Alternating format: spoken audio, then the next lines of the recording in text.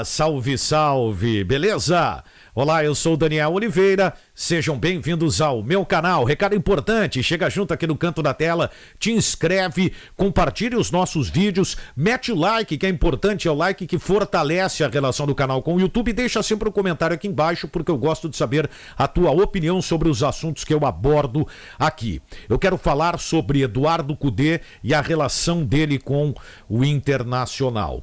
Eu tive a nítida impressão de que o Eduardo Cudê saiu muito abatido após o jogo contra o São Paulo. E esse é um abatimento que ele não ocorre pelos 90 minutos. Algo que já vem contaminando o técnico do Internacional, que aos poucos vai se entregando. É uma impressão.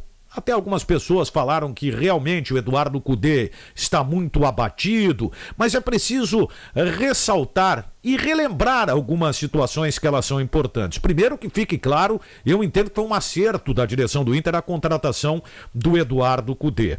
Mas quando eu fiz um vídeo aqui, eu fui muito criticado pela torcida do Inter, porque quando se cogitou o Cudê, depois acabou se confirmando, o Cudê veio com uma expectativa, né? Aí se falou em Nátio Fernandes, em Servi, em Lucas Prato, que mais? Chegou a se falar também no Tyson, né? Mais recentemente se falou em Pato, Luiz Adriano, né? Mas antes lá, eu questionava, mas contrataram o Cudê e avisaram a situação financeira do clube, porque enquanto o treinador sonhava com algo que foi prometido, os dirigentes abertamente diziam que a situação financeira do Internacional era muito delicada. Bom, e que parece agora o Eduardo Cudê está se dando conta do que ele acabou criando para ele mesmo. De novo, a falsa impressão de um time que foi líder do Campeonato Brasileiro até pouco tempo, mas de um time que teve duas atuações antes da pandemia, que foram atuações que superaram as expectativas. Jogo contra a Universidade Católica, a primeira partida da fase de grupos, em que venceu por 3-0, e o Clássico Grenal, que acabou empatando em 0-0, em que o Internacional foi muito bem. Depois não conseguiu repetir as mesmas atuações. Não conseguiu, e esta é que é a verdade. Há um limite, e acho que o técnico do Inter se complica demais ao publicamente admitir isso. Preste atenção na frase que Eduardo Cudê falou na coletiva após o empate do Internacional com o São Paulo em 1-1 no Beira-Rio. Si estamos ahí arriba todavía, sumando, como dijiste vos, 6, hay que hacer, por eso digo, depende de dónde hacemos la cuenta. Si lo hacemos de las primeras fechas, sumamos de más, ¿no es cierto? Y ahora sumamos de menos. Si estuviésemos sumando de la misma manera como arrancamos, estaríamos primero por 4 o 5 puntos. Y no creo que sea nuestra realidad también. Se tivéssemos jogando como antes, estaríamos líder com 4, 5 pontos à frente, e creio que esta não é a nossa realidade. Ou seja, agora publicamente o Eduardo Cudê escancara a limitação do grupo do Internacional, que ao meu ver está correto. O grande problema é admitir publicamente o que a gente sabe, o tipo de reflexo que isso traz num ambiente. Seria mais um problema, né?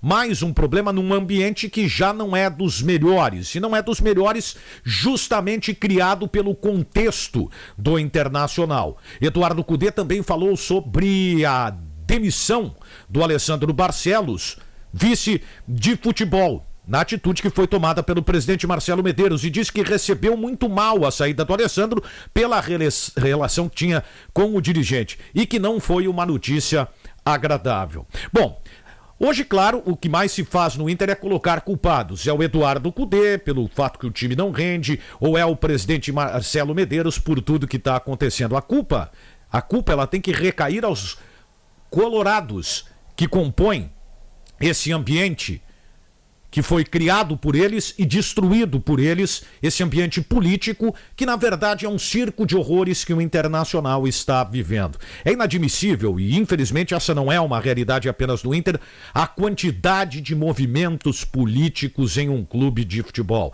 Movimentos que às vezes são criados por personagens que ficam fora de uma direção e que daqui a pouco, né, criam um movimento para combater aqueles que apoiaram antes. E o clube o que ganha com isso? Nada. O fato é que o ambiente do Internacional foi contaminado. E o técnico do Inter, com as atitudes que vem tomando, seja ao sair de campo abatido e ao publicamente, através de uma entrevista coletiva, escancarar algumas situações que estão acontecendo no clube, comprovam o quanto isso está realmente prejudicando. Parabéns a esses colorados que estão levando o Internacional a uma situação mais complicada. Claro que muitos estarão jogando a responsabilidade nas costas dos outros. Mas talvez a imprensa esportiva, setor do qual faço parte, também tenha a sua parcela de culpa. Afinal de contas, né? Nos últimos anos, o que mais se fez foi abrir espaço para o considerado segundo escalão de um clube de futebol. Pessoas que acompanham dirigentes e que acabam, né, ganhando espaço, falando sobre situações do clube, revelando em algumas vezes situações internas que praticamente em nada acrescentam. Em detrimento de quê? De uma possibilidade de aparecer, de uma questão de vaidade, que vai tomando conta também do ambiente político de um clube de futebol. Só espero que isso não traga mais reflexos, porque a relação do técnico do Internacional com o Inter está muito contaminada por isso e pode trazer mais problemas ainda. Beleza, gente? Comentários aqui embaixo. Daqui a pouco eu quero a tua opinião aqui, eu quero acompanhar o que tu tem a dizer a respeito deste assunto que eu trago aqui no canal. Não esqueça do like, se curtiu o vídeo, ele é muito importante, fortalece a nossa relação com o YouTube. E lembrando que todas as segundas-feiras, 9 da noite, tem um programa Raio X aqui no canal Narrador Daniel Oliveira, tá certo? Fui!